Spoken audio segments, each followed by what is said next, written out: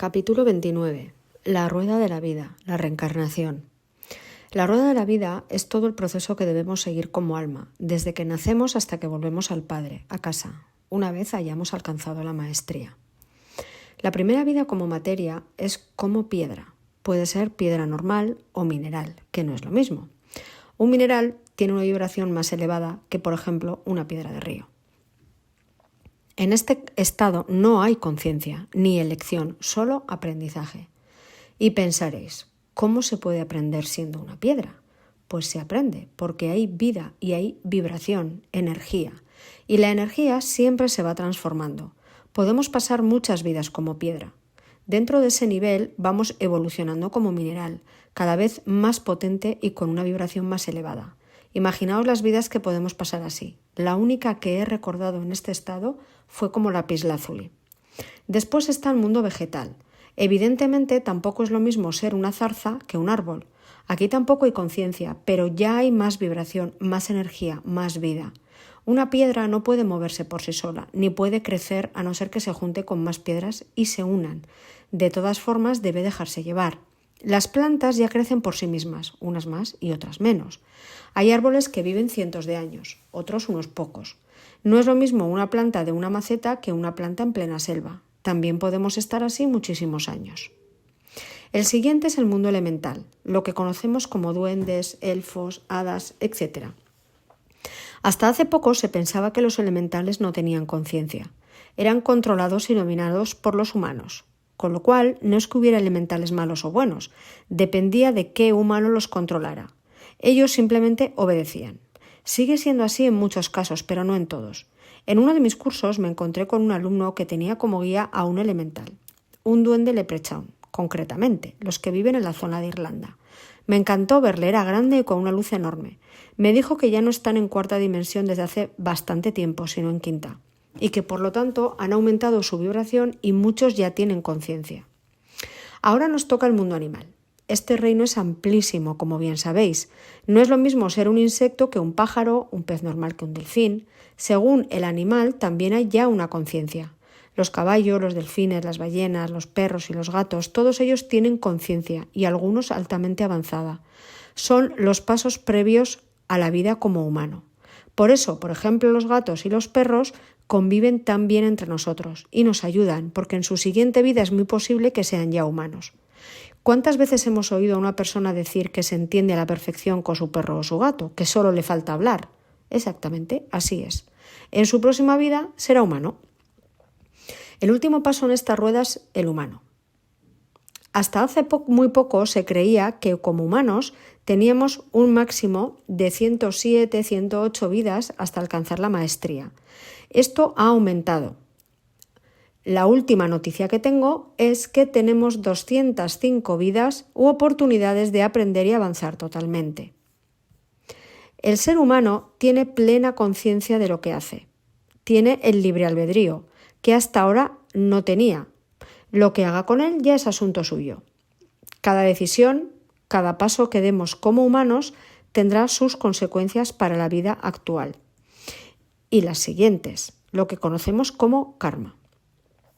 ¿Qué ocurre si pasadas esas 205 vidas no hemos aprendido todo lo que debemos? Pues que empezaremos la rueda otra vez. Es decir, volveremos a ser piedra. Sí, es duro, pero es así. Hemos tenido muchísimas oportunidades de alcanzar la perfección como alma y si no las aprovechamos, caemos, vuelta a empezar. A mí, concretamente, me ha pasado esto en 3 ocasiones. Es decir, esta es mi tercera rueda. Alcancé la maestría en otras 2 ocasiones, pero caí. Hay muchas formas de volver a caer, de hacer las cosas mal y tener que volver a empezar. En mi caso particular fue la mala utilización de la energía. Tenía un control total sobre la energía, podía manejarla a mi antojo. El poder me pudo, como a tantísima gente.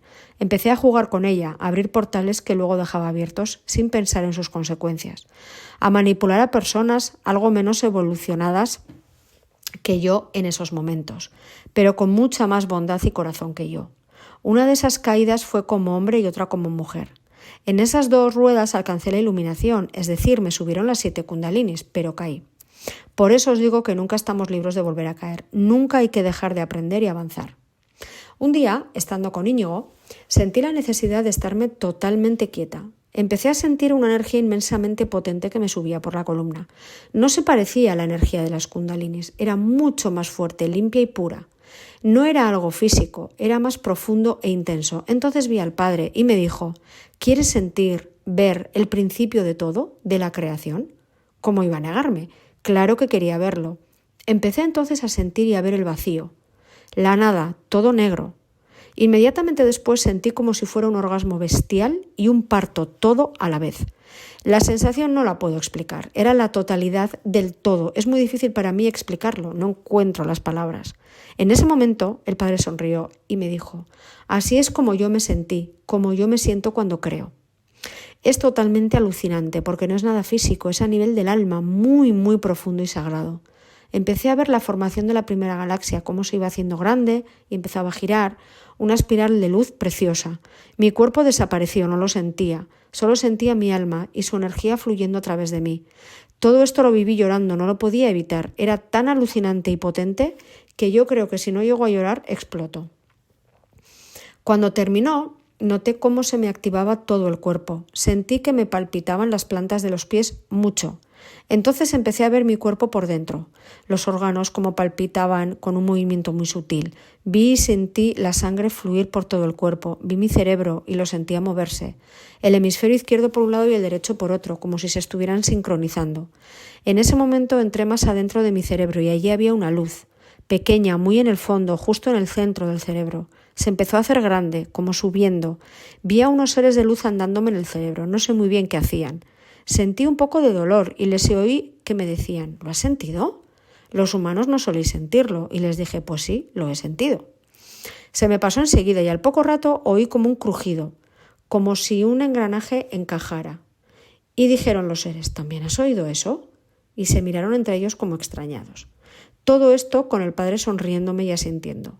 Estuve luego un rato mareadilla, un mareo que me duró días, sintiendo como si mi cerebro estuviera recolocándose o resintonizándose. Ese día fui consciente plenamente de que estamos hechos a su imagen y semejanza totalmente, que somos dioses creadores, del poder inmenso que tenemos y también el por qué no podemos usar todo nuestro potencial. Es tan tremendo que igual que podemos crear, también podríamos destruirlo todo. Otro día empecé a sentir mucho mi corazón, pero de una forma muy distinta a otras veces. No había taquicardia y el calor que sentía era mucho más fuerte, pero a la vez más sutil, como si viniera de muy arriba. Sentía felicidad total, paz total, pero más fuerte que otras veces. Entonces empecé a ver como dos serpientes de luz. Las dos bajaban del cielo, primero una, y entró en mi corazón, luego otra, y también entró. No entendía muy bien qué pasaba. Sentí que era mi alma y pensé que eran trocitos de ella, pero algo no me encajaba. Normalmente los trocitos de alma los veo como esferas pequeñas de luz, pero son bolas, no serpientes. Nunca había visto esas serpientes desde que las 7 se unificaron y se convirtieron en una de luz exacta a las que habían bajado ese día. Entonces el Padre me dijo: 3 ruedas, 3 iluminaciones. Ahí lo vi claro. A ver si me explico. Ya os comenté antes que esta era mi tercera rueda de la vida, que antes había caído 2 veces. Bien, pues en cada una de esas ruedas alcancé la iluminación exactamente igual que ahora, o sea, subieron las 7 serpientes y se unificaron en una que se conectaba con el universo a través del cuerpo físico. Al desencarnar, en cada una de esas vidas anteriores, esa unión de las 7 serpientes se quedaba, digamos, allí, en el otro lado, en la luz. Aunque caí, esas serpientes no desaparecen, pero como no pueden estar unidas al cuerpo físico porque con cada encarnación debemos trabajar para subirlas, pues se quedan como latentes, esperando. Como humanos nadie puede nacer iluminado, ni tan siquiera Jesús. Él también tuvo que subir las 7 serpientes. Cambia la evolución y la facilidad para hacerlo, eso sí, pues esas 2 serpientes que bajaron correspondían a cada una de esas ruedas anteriores. O sea, que en esta vida las he integrado del todo, todas las que he conseguido subir en todas mis vidas, en las 3 ruedas. Llegados a este punto, quiero aclarar cómo funciona la reencarnación. Porque mucha gente me dice: las malas personas se reencarnarán en bichos asquerosos en su siguiente vida, ¿no? Pues no. Una vez alcanzado el nivel de humano, ya no se retrocede, volvemos a reencarnarnos como humanos. Pero no es lo mismo un niño que muere de hambre o nace en plena guerra que una persona que nace en una familia acomodada, ¿verdad? Por ejemplo, alguien como Hitler se reencarnará en un ser humano que sufrirá mucho, y él mismo lo elegirá cuando llegue el arrepentimiento sincero. No hay un Dios castigador como nos han enseñado en el catolicismo. Somos nosotros mismos los que, al pasar al otro lado, repasamos toda nuestra vida y vemos realmente cómo ha ido y en qué tenemos que mejorar. Y ahí decidimos qué cuerpo ocupar, en qué familia nacer, con qué problemas, etc. Evidentemente tenemos el libre albedrío, con lo cual el destino no está totalmente escrito, dependerá de nuestras elecciones y de nuestro aprendizaje en la vida.